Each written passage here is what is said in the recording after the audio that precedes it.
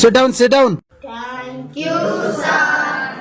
Dear students, ಮಾಸ್ತರ ಹೆಂಗ್ರಿ ನಮ್ಮ ಪಾರ ಇಂಗ್ಲಿಷ್ ಹೆಂಗ್ ಕಲಿಸ್ತೀರಿ ನೀವು? ಯಾಕಪ್ಪ ಏನಾಯ್ತು? ಮಾಸ್ತರ ಇಂಗ್ಲಿಷ್ ಬರೀ ತಪ್ಪ ಹೇಳ್ತಾನ್ರಿ ಇವನು ಕೂಡ ರೈಟ್ ನಾವು ಇವೆರಡು ಬರಿಸಿ ನೋಡ್ರಿ ಇವ್ನಕ ಎಷ್ಟರ ಮಟ್ಟಿಗೆ ಶಾಣೆ ಅಂತ ನಿಮಗೆ ಗೊತ್ತಾಗ್ತದ.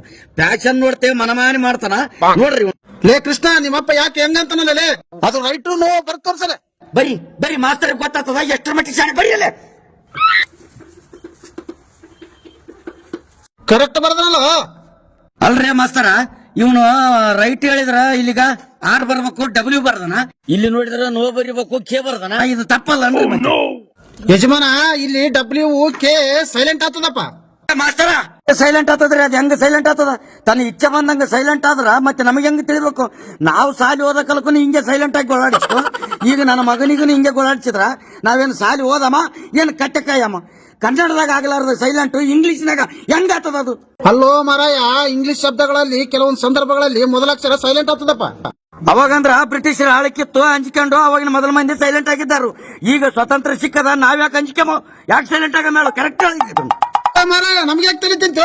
ಅರ್ಧಂಬರ್ಧ ಸಾಲಿ ಕಲ್ತು ನಮ್ ಜೀವಿತ ಬಂದನ.